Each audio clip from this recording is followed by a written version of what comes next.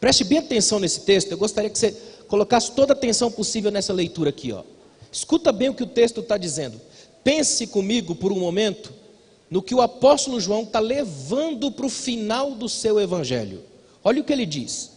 Depois disso, de um encontro de Jesus aparecendo aos seus discípulos, depois disso, Jesus apareceu outra vez aos discípulos, junto ao mar de Tiberíades. Aí eu acho tremendo que João põe assim, ó. E foi assim. Olha o que ele diz. Estavam juntos Simão Pedro, Tomé, chamado Dídimo, Natanael de Caná da Galileia, os filhos de Zebedeu e outros 2 de seus discípulos. E Simão Pedro lhes disse: vou pescar. Eles responderam: nós também vamos contigo. Então foram e entraram no barco, mas naquela noite não pegaram nada. Mas logo ao amanhecer, Jesus estava na praia. Todavia os discípulos não sabiam que era ele. Disse-lhes então Jesus: filhos, não tendes nada para comer? Eles lhes responderam: não. E ele lhe disse: lançai a rede à direita do barco e a achareis. Então lançaram a rede e não conseguiam puxá-la por causa da grande quantidade de peixes. Então aquele discípulo a quem Jesus amava disse a Pedro: isso é coisa do Senhor. Ouvindo Simão Pedro que era o Senhor, amarrou sua túnica à cintura, porque estava despido, e lançou-se ao mar. Mas os outros discípulos vieram no barquinho, arrastando a rede com os peixes, porque estavam a cerca de apenas 200 côvados da terra. Ao desembarcarem, viram ali pão e um peixe sobre brasas. E Jesus lhes disse: trazei alguns dos peixes que apanhastes. Simão Pedro entrou no barco e puxou a rede para a terra, cheia de 153 peixes grandes. Apesar de tantos peixes, a rede não se rompeu. Jesus lhe disse: vinde, comei. E nenhum dos discípulos ousava perguntar-lhe: quem és tu? Pois sabiam que era o Senhor. Jesus aproximou-se, tomou o pão e deu a eles, e fez o mesmo com o peixe. Essa foi a terceira vez que Jesus apareceu aos discípulos, depois de ter ressuscitado dentre os mortos. Depois de terem comido, Jesus perguntou a Simão Pedro: Simão, filho de João, tu me amas mais do que estes? Ele respondeu: sim, Senhor, tu sabes que te amo. Jesus lhe disse: cuida dos meus cordeiros. Jesus voltou a perguntar-lhe: Simão, filho de João, tu me amas? Ele respondeu: sim, Senhor, tu sabes que te amo. Jesus lhe disse: pastorei as minhas ovelhas. E pela terceira vez lhe perguntou: Simão, filho de João, tu me amas? Pedro entristeceu-se por ter lhe perguntado pela terceira vez: tu me amas? E respondeu-lhe: Senhor, tu sabes todas as coisas e sabes que te amo. Jesus lhe disse: então cuida das minhas ovelhas. Amém. Pode sentar.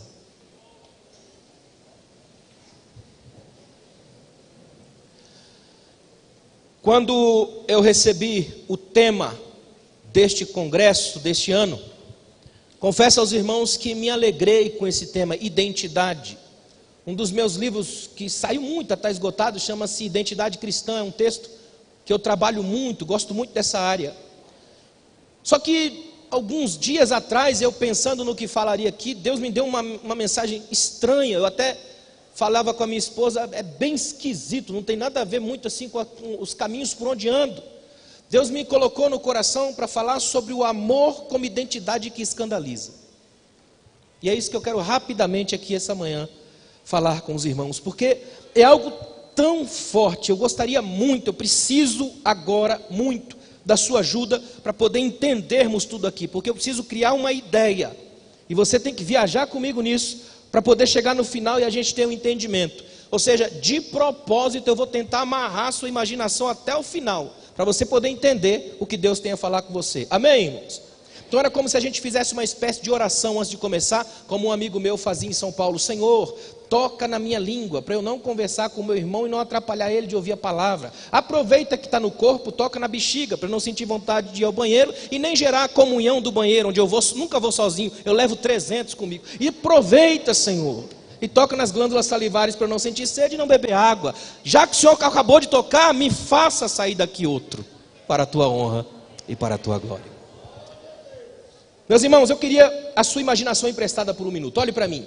Imagine que Pedro esteja vivendo aqui hoje, entre nós. Imagina por um momento. Aí, para alargar a sua imaginação, eu fiz umas anotações aqui. Imagina Pedro vivendo hoje entre nós. Pedro, o apóstolo de Cristo, figura mundial, midiático, conhecido e reconhecido por todos. Imagina que Pedro é um dos nossos. Todo mundo sabe dele. Pedro, com milhares de seguidores no Instagram, no Twitter e no Facebook, @apóstolo Pedro, imagina. Todo mundo aqui segue ele. Todo mundo aqui tem Pedro na sua lista de melhores. Imagina Pedro, dono do maior canal do YouTube no mundo, Pescadores de Gente.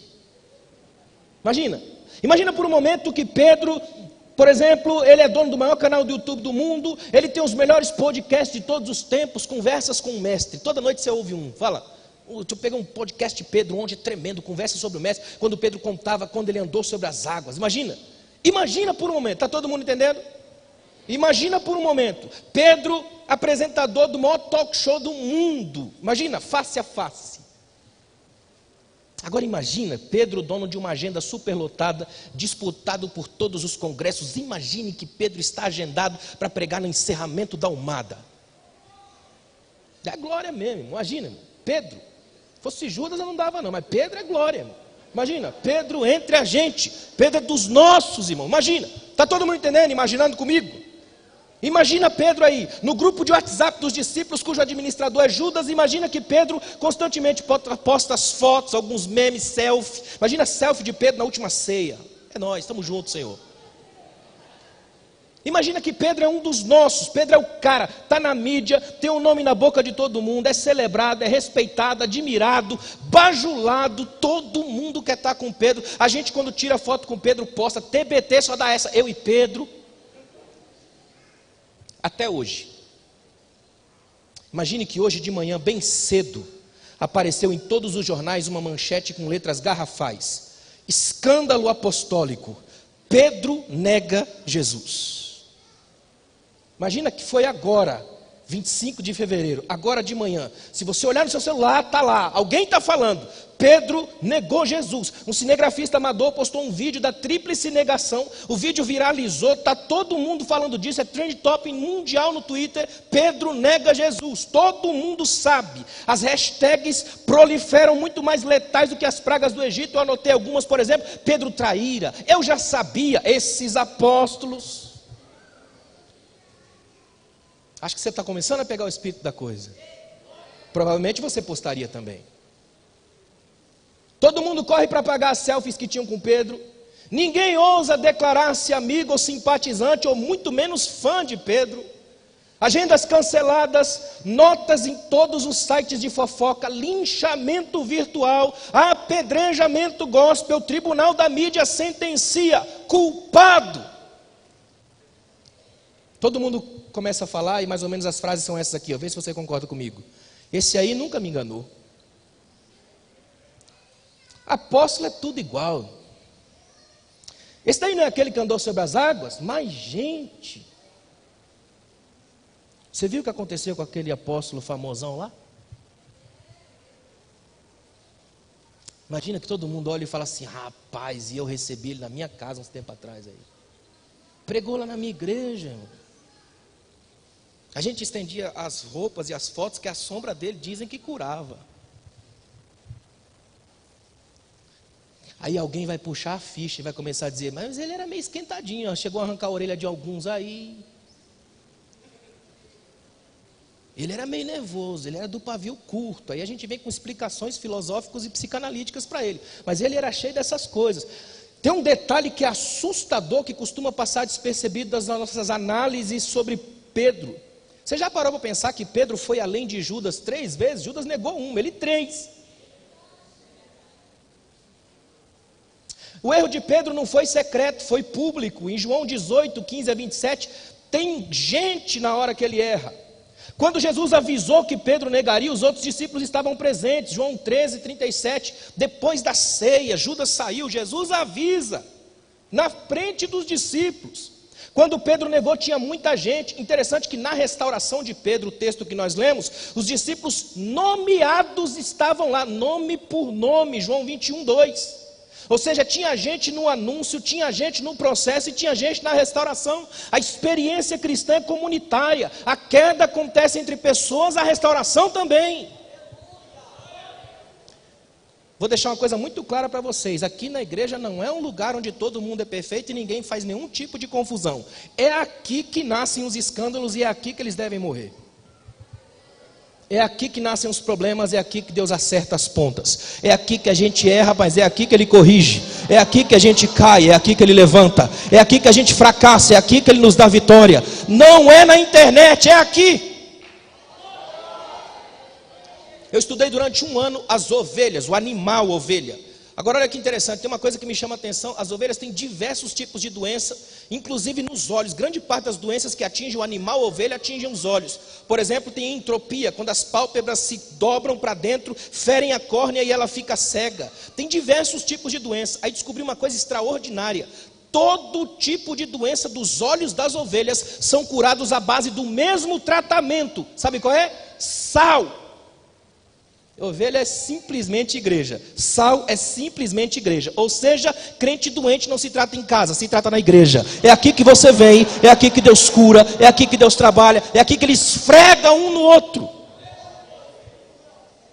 Agora imagine comigo que na cabeça de Pedro o pior ainda está por vir, porque agora ele está no barco.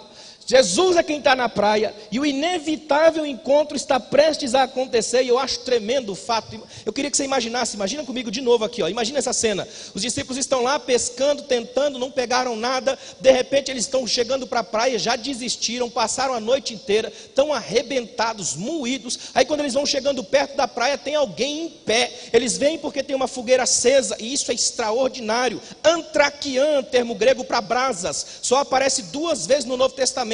A primeira é quando Pedro negou diante de brasas. A segunda é agora. É metalinguagem psicológica. Pedro olha de longe e já vê uma fogueira acesa e pensa, não é possível.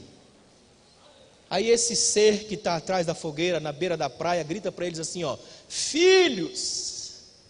É tão tremendo isso. A nossa identidade passa necessariamente pela paternidade. Filhos.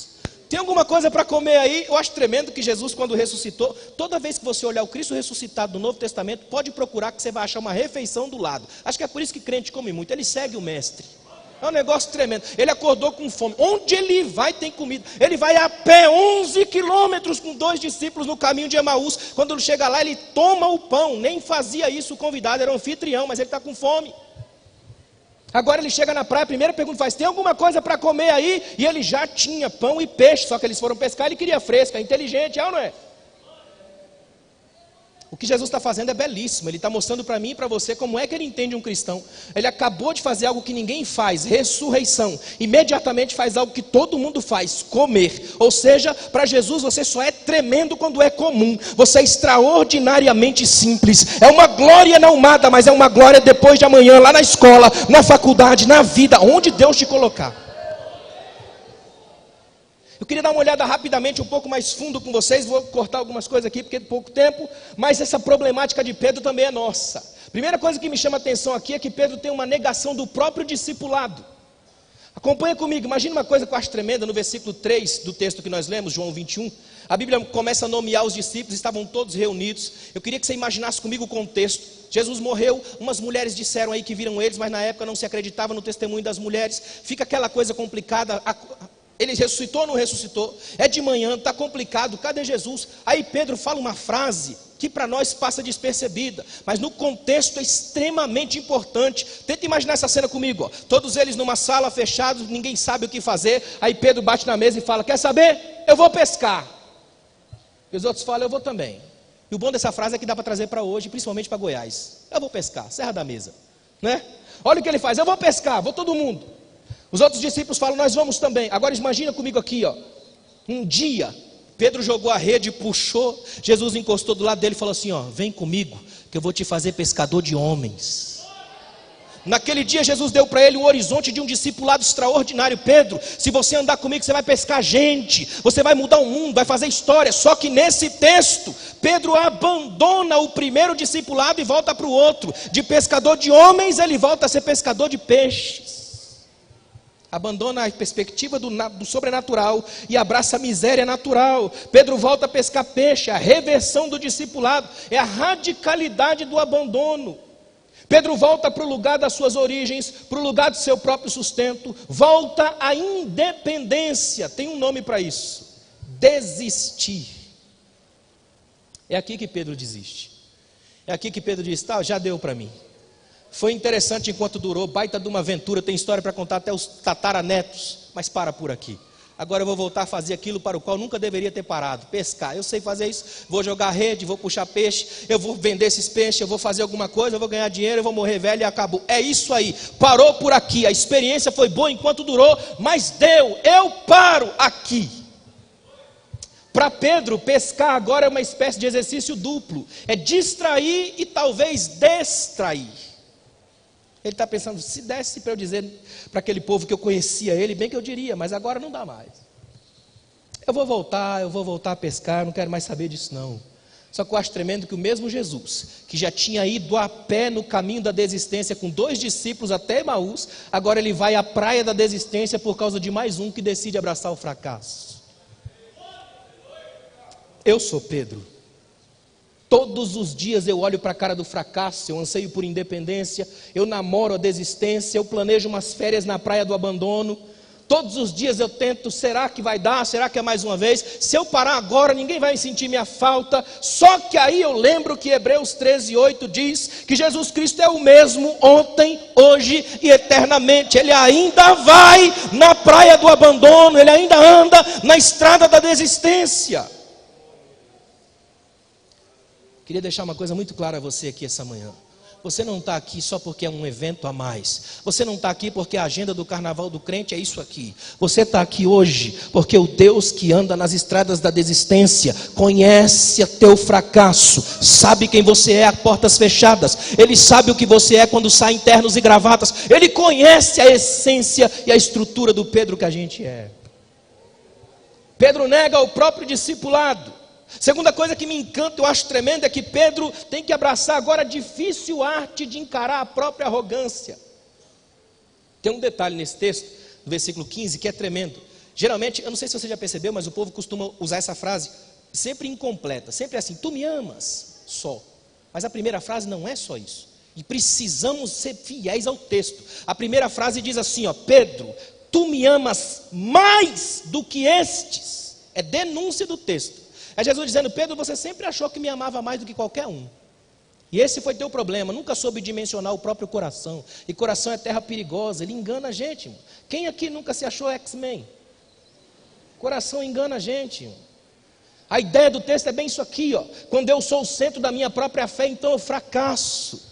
Olha que tremendo. O texto está dizendo assim: ó Pedro, eu quero que você entenda que você não me ama mais do que os outros. Sabe o que significa isso? Você não faz ideia do que é que Deus está trabalhando nessa irmã que está sentada ao seu lado. Então, pelo amor de Deus, não julgue ninguém. Você não sabe em que nível ele está. Eu tenho um amigo que uma vez uma irmã falou para ele: pastor, ora por mim. Ele falou: Deus me livre, eu não vou me intrometer entre Deus e a senhora. Não sei o que ele está fazendo, não é? Mas eu estou passando uma luta, eu sei, mas vai que é Deus que está mandando. Fique em paz. Como é difícil fazer isso? A gente se curva ao Deus chamado urgência. É por isso que muitas igrejas levantam um altar ao Deus chamado prosperidade, porque não entenderam ainda que prosperidade para Deus não é acúmulo, é distribuição. É quando eu resolvo dar que eu sou. Pedro chega em Mateus 18:21 e diz uma outra frase que a gente também para na metade, eu não sei porquê. Geralmente o pessoal explica assim em Mateus 18:21, quando Pedro diz assim, ó: Senhor, quantas vezes devo perdoar o meu irmão? A frase completa não é essa. A completa é: quantas vezes devo perdoar o meu irmão que pecar contra mim? Olha a arrogância de Pedro. É Pedro dizendo assim: Senhor, eu sou crente, santo, puro, eu nunca peco contra ninguém, mas o povo vive pecando contra mim, eu não aguento mais não. Olha meu WhatsApp, Senhor. O povo peca demais contra mim o tempo todo, a todo momento. Eu não sei mais o que eu faço. Aí, Senhor, o que o Senhor acha? Eu acho tremendo. A arrogância de Pedro tem um quê de requinte teológico contra a contracultura religiosa da época. Porque na época havia duas grandes escolas rabínicas, a de Hillel e a de Shammai. Uma dizia que você podia perdoar a mesma pessoa num período de 24 horas 3 vezes. Aí os outros diziam 4 e ficava uma guerra teológica. Eu perdoo 4 porque eu sou melhor que você. O outro eu perdoo 3 porque é a trindade, imagina. Aí vem Pedro e dá aquela de Pedro. Pedro é extraordinário. O Pedro é igual a gente. Ele vai do céu ao inferno em 3 versículos. Ele é fantástico. Pedro chega e fala: Senhor, quantas vezes eu devo perdoar o povo que vive pecando contra mim aí? 7. Olha o que Pedro está dizendo: eu sou melhor, junto os caras tudo que eu faço tudo. Se juntar os dois, não cai eu, Senhor. Eu sou tremendo. Sabe aquela coisa de amarás o teu próximo como a ti mesmo? Pedro só dizia isso na frente do espelho. Quando eu acho que ninguém é mais crente do que eu fracasso. É aqui que nasce o falso santo de igreja, aquele insuportável que acha que domina o céu, aquele que ele acha que ele é um JJ, um Jeová Júnior, ninguém é mais crente do que ele, ninguém é mais santo do que ele, ninguém ora mais do que ele, ninguém jejua mais do que ele, só que também ninguém murmura mais do que ele, ninguém julga mais do que ele, ninguém fofoca mais do que ele, ninguém é mais chato do que ele. Não tem xiita no islamismo, ele é o chato do cristianismo, o povo chato, irmão. Quando ele foi avisado por Jesus de que ele negaria, é interessante que ele prontamente retrucou. Lá em Marcos 14, 29, Jesus chega para ele e fala assim: Pedro, olha, vocês vão ser caçados, eu vou ser preso, o povo vai pegar. Aí sabe o que Pedro fala? Olha o que Pedro diz para Jesus: Senhor, mesmo que todos te abandonem, eu nunca te deixarei. Jesus olha para ele e fala: Pedro, não é assim não. Galo vai cantar 3 vezes e você vai me negar. Agora raciocina comigo se essa relação entre galo cantar e crente negar existisse hoje. Esse galo já era compositor, irmão.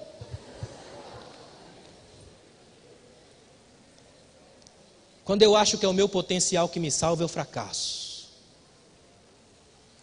Deus nos trouxe aqui hoje para lembrar 3 coisas para nós. Não é a nossa força, não é o nosso talento, não é o nosso potencial, não é nosso conhecimento, não é a nossa capacidade de ser super crente, não é a minha super espiritualidade, é graça. Pela graça sois salvos, isso não vem de vós, é dom de Deus, é pela graça que a gente está de pé. O que Pedro tem são pobres exclamações, meras prepotências infantis, a arrogância que nos domina e causa perigosa sensação de potência. Lembre-se de uma coisa: é quando você caminha sobre as águas que você corre o risco de afundar. A gente esquece disso. Olha que tremendo, lá em Mateus 14, 28, 30, Pedro vai andando sobre as águas. Eu acho espetacular que Jesus começa a andar sobre as águas, porque imagina essa cena comigo. A Bíblia diz que Jesus forçou os discípulos a entrarem no barco sem ele. Eles não queriam, ele forçou os discípulos. Eles entraram no barco, Jesus foi para outro lugar. Eles estão no meio do mar, começa uma tempestade. Ao invés de Jesus chegar lá na praia, subir em alguma pedra e gritar: gente, sou eu, estou indo aí, acalmava. O que Jesus faz é andar sobre as águas. Agora pensa, os mitos e lendas que haviam entre os pescadores da época acreditavam em Ian, o monstro das águas, que andava e que às vezes sugava os pescadores para o fundo do mar e nunca mais se dava conta deles. Agora Jesus vem caminhando em cima das águas e os discípulos estão de lá no meio do barco com medo, gritando: é um fantasma. O problema do fantasma é que ele nunca tem nome. Ele é a identidade que assombra, porque não se controla, não se domina. Do mesmo jeito que vem, vai. Não tem controle, não tem lógica. É por isso que no Apocalipse todo monstro que aparece tem nome. Quando você dá nome para o monstro, ele pede o poder de assustar. Aí Jesus diz 3 frases para eles. Primeira, coragem. Segunda, não temas. Terceira, sou eu. Coragem, não temas, sou eu. Só que o que Pedro faz? Olha como Pedro é tremendo. Lá do barco Pedro dá uma de crente. Olha como a gente é Pedro. Lá do barco Pedro grita assim, ó: se és tu, olhe para mim. Tudo o que Jesus queria naquele momento, isso eu falo com certeza, era que um dos discípulos percebesse que era ele e dissesse assim, ó: é o mestre, glória a Deus, o mestre está vindo, agora não tem problema com a tempestade, é o mestre. Não, a única frase que Jesus não queria foi a que Pedro soltou: se és tu, a mesma frase que Satanás usou para tentar Jesus pela lógica do milagre. Se és tu, transforma pedras em pães. A de Pedro é: se és tu, faz a água virar chão. Quantas vezes, em nome de provar a Deus, a gente não se demoniza no processo? Cuidado para não se tornar o demônio da fé de alguém. Por isso que quando Jesus te sara e te salva, Ele tira a sua alma do inferno e tira o inferno da sua alma, para você não infernizar ninguém perto de você. Só que eu acho tão tremendo que Jesus simplesmente, olha que coisa linda. Jesus não faz assim, peraí Pedro, peraí que eu tenho que invocar um negócio aqui agora, eu tenho que pedir a anjos que vir em tudo quanto é lugar, tem que subir uma fumaça, tem que fazer um negócio assim, hollywoodiana, lá, Shakespeare, para a coisa funcionar aqui, para vir um milagre. Não, ele só fala assim, ó, vem. Extremamente normal, como se fosse a coisa mais normal do mundo. Igual ele fez com o cego de nascença em João 9, vai lavar-se no Siloé e vem. Ele foi, lavou e voltou vendo. Não é mágica, é milagre. Quando ele fala para Pedro, vem, aí ele começa a mostrar como é complicado ser Pedro. Eu não queria estar na pele de Pedro ali, porque você chegar para Jesus e provar, e pedir desafios, é tremendo. O difícil é encarar quando ele manda para descer, porque para descer daquele barco tem que ter fé. Botar o pezinho naquela água ali tem que ter fé, irmão. Porque das duas uma, se você não pisar naquela água, nunca mais vai andar nessa coisa sobrenatural que Deus criou. Mas para andar nesse sobrenatural tem que ter coragem de arrancar do barco. Aí quando Pedro começa a andar, a Bíblia é tão tremenda, eu acho tão lindo o texto bíblico, é por isso que eu amo a Bíblia. Tem uns detalhes que são devastadores. O texto diz que o vento soou forte. É como se o Espírito passasse bem no ouvido de Pedro e falasse, dá uma olhada onde você conseguiu ir com essa tua fé aí. Aí Pedro dá uma olhada ao redor e percebe que ele está bem no mar, onde todos os medos se levantam. O maior medo da cultura judaica é o mar. Você não encontra na cultura judaica nenhum grande navegador na história dos judeus. Sempre tiveram embates com as águas. O Neto estava falando aqui do Evangelho de João com as águas. É medo, o tempo todo tem medo de água. É água para todo lado, esse povo não suporta, a tal ponto que o próprio João, para vencer o medo, escreve em Apocalipse, lá naquele dia, o mar já não existe, graças a Deus não vai ter mais água. Agora Jesus chega e fala, Pedro, vem. Ele começa a andar, no meio do mar começa a afundar, e aí faz a única coisa que já deveria ter feito há muito mais tempo, salva-me Senhor. Jesus vem e diz uma frase que é mal traduzida, que só misericórdia no português, diz, a gente coloca no português, homem de pequena fé. A ideia não é essa, o original é apequenada. Ô Pedro, você estreitou a fé, você fez sua fé caber dentro desse coração estranho que é o teu. Liberta isso, Pedro. Quando você libertar o potencial dessa fé, não tem água que você não ande, porque você vai andar para mim, e quando andar para mim, vai voltar para o barco comigo. Barco sem mim você não pega nada, barco comigo eu pego você. Essa é a lógica de Jesus. Se você estiver no barco sem mim, não pega nada. Se você estiver comigo, eu pego você. Onde você for, você anda comigo. Escuta uma coisa, o espelho da arrogância nunca nos mostra feios. Pelo contrário, o reflexo dele é sempre a beleza irretocável, a máscara mais atraente, o teatro dos melhores, tudo aquilo que a gente não é. Eu vou ter que fazer um parêntese rápido aqui. Uma das coisas que mais me deixam irado na igreja de hoje, sabe o que é? A mania que a gente tem de pintar nos crentes aquilo que o próprio Deus nunca disse que eles são. É o tempo todo lembrando que a todo momento você pode, você consegue, você vai. O irmão falou para mim, pastor, nós temos que ser a nossa melhor versão. Eu falei, a sua melhor versão na Bíblia é você morto. Depois que você morre é que Deus entra em você e faz alguma coisa acontecer, não é assim? Nós somos chamados a lembrar de uma vez por todas. Escuta o que eu vou dizer aqui, ó. Não coloque na sua cabeça as mentalidades que estão sendo jogadas para nós hoje. Tem gente realmente acreditando que ele é igual a Deus. Você não é. Aliás, se você for, tenta parar a sua dor de cabeça sem tomar Doril. Consegue? Ou melhor ainda, você sabia que o câncer nada mais é do que a rebelião de uma pequena célula dentro do nosso interior? O maior oncologista do mundo hoje, um indiano radicado em Harvard chamado Siddhartha Mukherjee, lançou um livro chamado O Imperador de Todos os Males. Ele faz uma biografia do que é o câncer. E ele disse, agora, nesse exato momento, se uma minúscula célula dentro do meu corpo se revoltar, o que eu não posso prever, controlar, nem dominar, aqui a alguns anos eu posso estar morto pelo que ela começou agora. Aí levanta aí, você que acha que determina, domina, encosta Deus na parede, manda essa célula parar. Sabe o que nós somos aqui essa manhã, irmão? Montículos de pó. A diferença é que é um pó que Deus resolveu amar. Essa é a diferença. O Salmo 103,14 diz que Ele conhece a nossa estrutura. E a lembrança que Ele tem é que a gente é pó. A gente só está aqui hoje por essa graça que sustenta. Você só está vivo hoje por um Deus que te ama do jeito que você é. Sabe quem você é e as limitações que você tem. É estranhamente comum a gente sempre pensar o pior do outro, você já percebeu? É sempre o outro que peca, é sempre o outro que tropeça, é sempre o outro que desiste, é sempre o outro que ama pouco. Ainda bem que o próprio Pedro, lá na frente, entendendo tudo que passou na sua primeira epístola, capítulo 4 e o versículo 8, ele escreve que o amor cobre uma multidão de pecados. E eu diria, inclusive, também nos livra da multidão de pecadores, não é? O amor faz esse milagre. E eu queria rapidamente, para encerrar, mostrar qual a solução de Jesus para isso. Então vou fazer uma recapitulação, olhe para mim. Imagina Pedro hoje, midiático, bombando. Todo mundo sabe de Pedro, todo mundo segue Pedro, todo mundo conhece Pedro. Ele é o cara, está na mídia. Só que a mesma mídia que o levantou, o arrebenta. Quando ficam sabendo que tem um escândalo, Pedro negou Jesus. Todo mundo agora apaga selfies, todo mundo acaba com Pedro. As hashtags, esse aí é o pior, eu sabia, eu já sabia. Agora tenta imaginar isso aqui comigo, ó.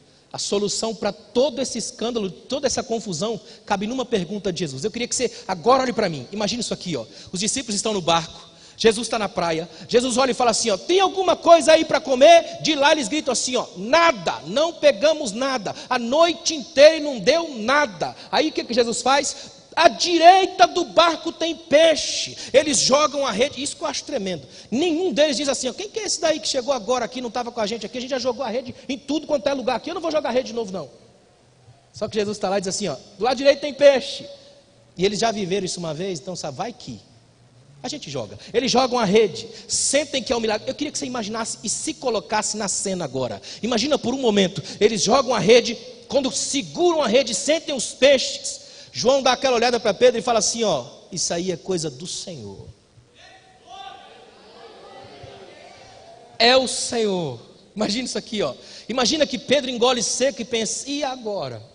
Todo mundo, irmãos, o texto é tão tremendo que constrói o clima do momento. O texto diz que nenhum deles ousava perguntar. Interessante que o texto começa dizendo, ninguém sabia quem era que estava na praia. Só que agora diz, agora todo mundo sabia que era o Senhor. Imagina, olha que coisa fantástica, a construção de uma certeza sem ninguém perguntar para ninguém. É lindo, eles estão ali naquele momento e de repente, imagina comigo aqui, ó, João olha para Pedro e fala, é coisa do Senhor. Pedro deve pensar, eu queria que não fosse. É ele que está aí hoje. Imagina agora Tomé pensando, é o Senhor mesmo, está bem ali, dá para ver daqui, não dá nem para tocar, tá ali. Imagina, é o Senhor. Tenta imaginar comigo esse momento aqui, ó. Imagina só que Pedro agora, eles entram na praia, chegam, descem e vão até Jesus. Imagina, tem lá uma fogueira acesa, o que é bom demais por causa do frio de quem está vindo do mar. E de repente aquele silêncio constrangedor, ninguém dá uma palavra, ninguém diz a paz do Senhor, nada. Todo mundo fica ali, morrendo de fome, é crente, lembra disso? Morrendo de fome, todo mundo ali, o pão assado. Aí Jesus começa a servir, ele traz pão, ele traz peixe. Eu imagino Pedro colocado lá no canto, parado, só olhando, pensando, ele vai falar comigo. Na hora que ele vier falar comigo, eu estou morto. Imagina, de repente Jesus se levanta, imagina comigo, Jesus se levanta e começa a ir na direção de Pedro. O silêncio é sepulcral, ninguém diz uma frase, mas é impossível não ouvir o barulho do atrito da sandália de Jesus com as areias daquela praia. E ele vem na direção de Pedro e Pedro pensa, agora eu estou morto. Agora ele vai olhar para mim e falar, que isso, hein, Pedro? Que escândalo, eu sabia que não podia ter apostado em você, me avisaram, Pedro. Aí ele vem para Pedro, imagina, se coloca no lugar de Pedro. Ele vai chegar bem pertinho de você agora, ele vai olhando, dando uma volta, e você ali pensando, como, não como, o que é que eu falo, o que é que eu faço, corro, não corro, entro no mar, volto para o mar, para onde eu vou? Aí Jesus chega bem para ele e diz só isso aqui, ó, Pedro, você me ama? Me ama, Pedro? A gente ainda se relaciona? O perdão na igreja não é o primeiro passo. O primeiro passo é a desilusão. É você saber que aqui dentro alguém vai te trair. E se ninguém te trair é porque você já traiu todo mundo. A convivência gera isso. A convivência gera isso. É porque entre ovelhas sempre aparece algum lobo. E eles parecem.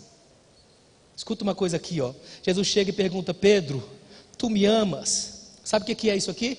É o amor que escandaliza, ainda é a essência do cristão. O amor que escandaliza, o amor que abraça o filho pródigo, não o enjoado que está em casa querendo festa só para ele. É o amor que pega quem caiu, é o amor que vai na direção do aflito. É o amor que tem pão e peixe e fogo para quem chegou. É o amor que prepara a festa para receber quem não merece. Esse é o amor da identidade. A solução, olha para mim, a solução de Jesus para o escândalo de Pedro é o escândalo de permanecer amando Pedro. Eu vou repetir, a solução do escândalo de Pedro para Jesus é o escândalo de continuar amando Pedro. Imagine que Pedro já estava na lista de exclusão.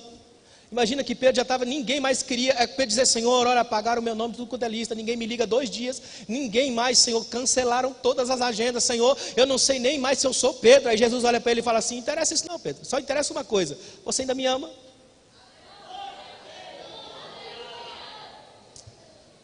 Senhor, eu não tenho mais lugar para pregar, você ainda me ama? Senhor, ninguém mais me convida para cantar, você ainda me ama? Senhor, eu perdi tudo, você ainda me ama? Senhor, eu não sei nem para onde eu estou indo, você ainda me ama? Senhor, eu nem lembro mais meu nome, você me ama?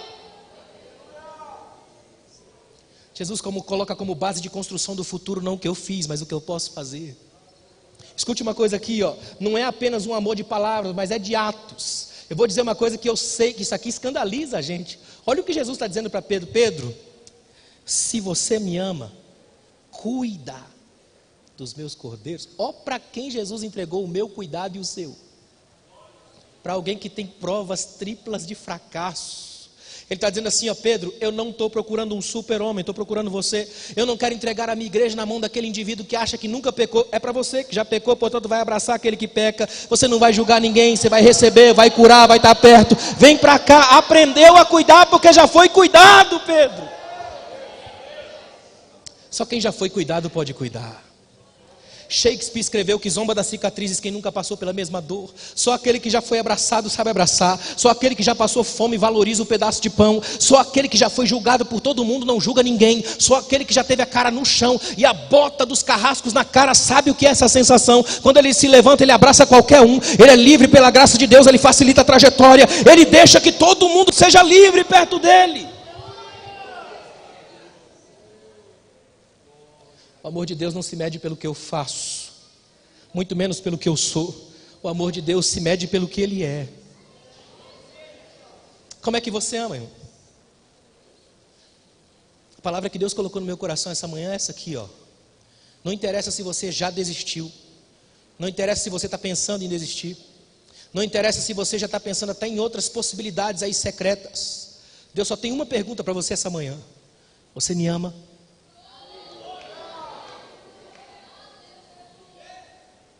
Como eu queria ter poder aqui para pegar com a minha própria mão, abrir o seu coração e colocar essa verdade lá dentro. Que tudo que interessa aqui agora é de fato se você ama. Sabe o que mais me assusta nas igrejas hoje, no século 21? É que nós estamos vivendo numa igreja que não ama Deus. Ela ama coisas de Deus, presentes de Deus, não presença de Deus. Tem uma palavra para presença no hebraico que é pané, face, olhar na cara de Deus. Essa coisa de estar próximo, de estar junto, de estar com Ele, mesmo às vezes contra Ele. Nas brigas que a gente tem com Deus. Se você nunca brigou com Deus, você não sabe o que está perdendo. Você perde todas as guerras, mas sai feliz. Sai todo quebrado, mas sai inteiro. Você só cai, mas sobe. Você desaparece, mas surge. Porque toda vez que você está perto dele, Ele te refaz. Escute Jesus perguntar isso a você aqui hoje. Você me ama? Você consegue me amar? Eu estava lendo a história que na Segunda Guerra, quando terminou a guerra, um soldado alemão, olha que tremendo, cristão, estava num lugar, de repente passou por uma cidade, tudo quebrado, tudo detonado, e um garoto que tinha perdido os pais, órfão da guerra, sozinho, numa manhã, morrendo de fome, olhando pelos vidros de uma pequena padaria que ainda se mantinha de pé, e o padeiro fazendo um pouquinho de pão, de repente subia aquela fumacinha que passava pelo buraco dos vidros, e o menininho com a cara colada no vidro, sentindo aquela fome, torcendo para que pelo menos uma migalha daquele pão chegasse até ele, nada. De repente ele vê quando uma sombra fica atrás dele, quando ele vira para trás, tudo que ele não queria no momento era ver um soldado. Porque o soldado para ele era a imagem de quem destruiu a família dele, devastou a casa e roubou a vida. Tudo o que ele queria era uma coisa, menos um soldado. E quando ele vira para o soldado, ele fica petrificado, nem correr ele consegue. Só que o que ele não tinha percebido é que o soldado já o tinha notado de longe e era cristão. Então o soldado, sem que o menino percebesse, foi lá dentro da padaria, comprou 3 pães, colocou num saco, fechou, e agora estava atrás dele com aquele saquinho fechado na mão. Olhou para o menino e disse: isso é para você. O garotinho pega aquele saco de pão, abre, chega, vem aquela fumaça no rosto, ele saliva, começa a lacrimejar, ele olha para o soldado assim, bem alto, e diz: você é Deus. Ele diz: não, é que eu trabalho para Ele. Se eu trabalho para Ele é Pai Nosso, é Pão Nosso, ninguém morre de fome perto de mim. Se eu trabalho para Ele, eu consigo espalhar um amor que me invadiu. Eu quero que você saia daqui essa manhã sabendo que o que determina a sua identidade é o quanto você ainda carrega de amor aí dentro. Jesus não está preocupado se você consegue encher esse templo. Ele quer saber se Ele ainda enche você. Ele quer saber se você o ama. Como é que você ama? Qual é o nível do seu amor aqui essa manhã? Que tipo de amor você carrega aqui? Você quer ver uma coisa que é tremendo? Pedro e Jesus provavelmente tiveram essa conversa em aramaico, língua herdada do cativeiro babilônico, língua de escravo, língua de servo. Só que quando João escreve em grego, e o grego é tremendo nesse aspecto. Era um dos textos que eu mais gostava de dar aula para os alunos quando dava aula de grego, fazendo análise sintática do texto, porque tem uma regrinha, um joguinho semântico no texto que é belíssimo, é extraordinário, e eu acredito muito que o Espírito Santo tenha inspirado mais ou menos esse nível de regra de jogo. É tão bonito o jogo vocálico do grego. O original é mais ou menos assim, ó. Jesus chega para ele e pergunta, porque no grego existem 4 palavras só para expressar amor. Os gregos são muito departamentalizados, tudo para eles tem várias formas de enxergar, diferente do hebraico, que é um idioma com poucas palavras. Então cada palavra tem múltiplos significados. O grego é cirúrgico, é uma coisa só. Aí olha que tremendo, tem ágape, o amor supremo, excelso de Deus, que está acima de tudo e de todos. Tem storge, amor de irmão para irmão num círculo familiar. Você tem filéu, dos amigos, filosofia, amigos da sabedoria, filantropia, amigos do homem, filos mais ântropos. E você tem o eros, a sexualidade, o carnal da coisa. Quando Jesus e João coloca isso no original grego, coloca a primeira fase, ele vem assim, ó, agapasmi, é com amor grego, é com ágape, é com essa essência que você é capaz de me amar. Eu acho tremendo que Pedro cai num ditado de pescador: peixe morre pela boca. Ele falou demais: eu vou contigo onde for, eu sou, se todo mundo te abandonar, eu não. Agora ele entendeu que não dá para falar muito com Jesus, porque Jesus não escuta muito minhas palavras, mas ele sabe fazer leituras de coração. Ele vem e fala assim no original: Nai Kyrie, não, Senhor, Philos se. É com filéu que eu te amo. Olha que tremendo, olha para mim, para você entender. Jesus pediu isso aqui, ó. Pedro, você consegue me amar agora aqui, ó, nesse nível? Eu vou entrar na tua, Pedro. Eu sei que você é o cara, você consegue. Você consegue me amar aqui em cima? Aí Pedro dá aquela olhada e fala: Senhor, agora eu acho que me conheço um pouquinho, eu não consigo isso aí não. Mas isso aqui é teu. Filéu, é de amigo para amigo. Vamos começar devagar agora, Jesus, nessa segunda etapa. Eu sei que eu falo umas bobagens, mas vamos devagar. Vamos andar nós devagarzinho no nosso canto. Senhor, eu agora sei que eu não canto melhor do que os cantores. Eu sou desafinado e eu assumo, Senhor. Eu sei que eu não sou lá esse pregador todo, eu não preciso nem me vestir como pregador. Eu só quero continuar te amando, ainda que pequeno, mas é teu, Senhor. Jesus dá uma volta, porque o texto bíblico tem um tempo aí, tempo da moeda. Ele volta e pergunta de novo: Pedro, é com ágape, olha a medida, é aqui que você me ama? Pedro responde de novo: Senhor, não dá não, é filhos, é o que eu tenho.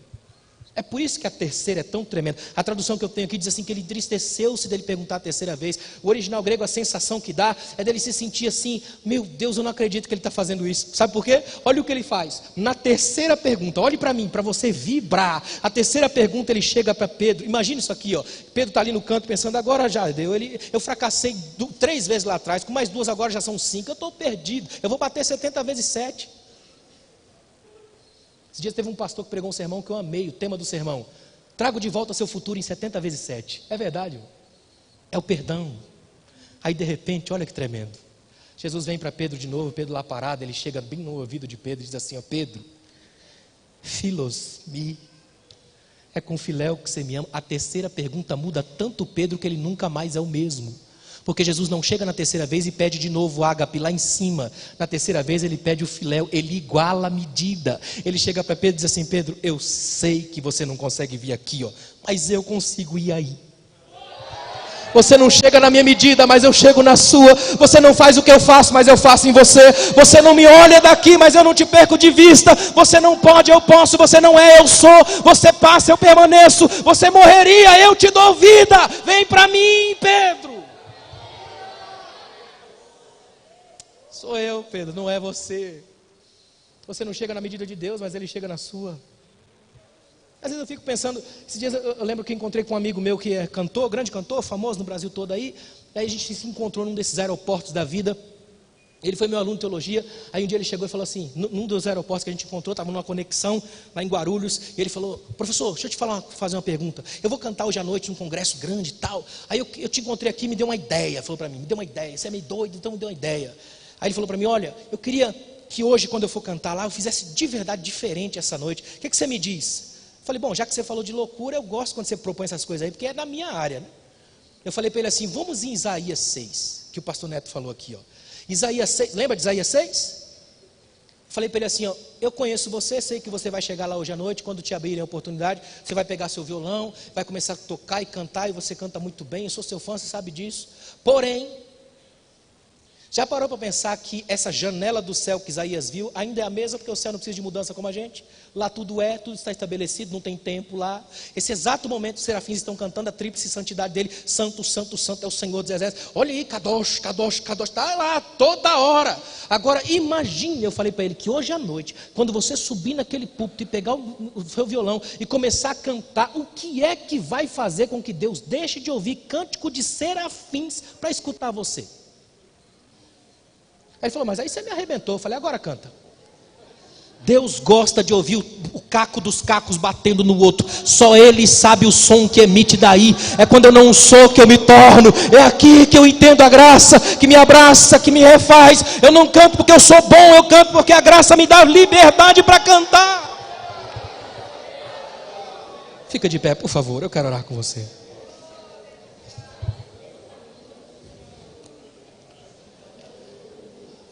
Jesus te trouxe aqui hoje porque Ele sabe exatamente quem você é.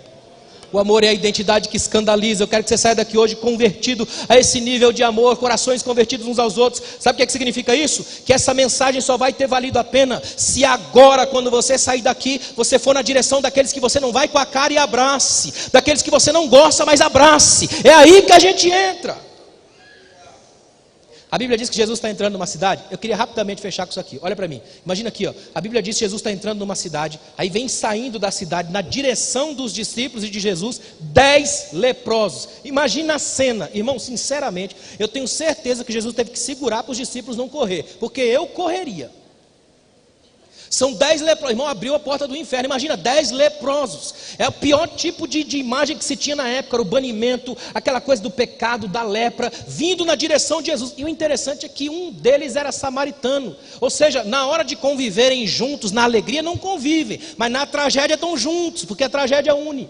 Imagina, aí de repente eles vêm correndo na direção de Jesus. Jesus pega e fala assim, ó: vão e mostrem-se aos sacerdotes. No caminho, um deles é o único que faz o caminho ser ida e vinda. Os outros só vão e são curados, mas fica só nisso. O outro não, ele foi, parou, percebeu, foi curado, voltou e saiu salvo. É o único que foi completo. Aí o texto de João coloca uma regrinha assim, ó: e este era samaritano. Sabe o que eu aprendo aqui? Principalmente para nós aqui de liderança, para você aí que é líder de jovem da sua igreja.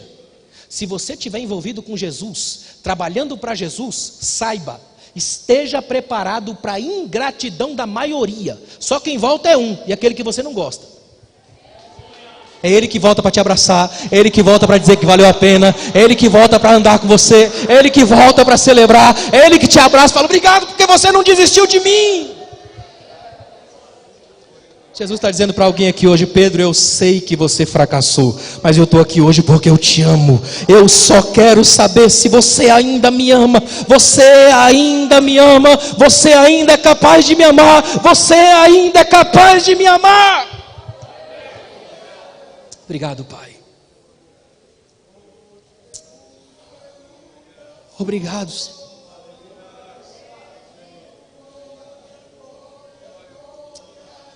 Obrigado, Jesus.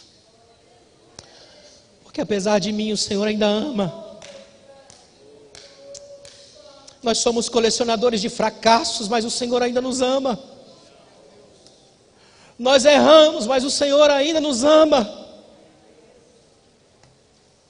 Por favor, livra-nos de criarmos mais um ambiente virtual que lincha o outro. Livra-nos de transformarmos os nossos celulares em armas letais do inferno para matar reputações. Livra-nos, Pai, de criarmos aqui uma rede interminável de invejas e fofocas, mas que a igreja seja o lugar da restauração dos Pedros caídos, dos Pedros traíras, dos Pedros que fracassaram, daqueles que erraram, daqueles que negaram, daqueles que foram longe, mas vieram aqui hoje e já voltaram, já se entregaram, já estão aqui. Pai, derrama do teu amor sobre os nossos corações essa manhã. Nós só precisamos sair daqui amando como somos amados. Obrigado, Senhor, por nos amar, Pai. Obrigado, Senhor, por nos amar. Eu queria que você abraçasse esse irmão do seu lado aí. Abrace e ame ele. Você consegue dar um abraço sem dizer nada e conseguir amar? Viu como é difícil? Não é algo treinado, é graça. É permitir que o outro sinta o coração do outro bater bem perto do peito. O nome disso é amor.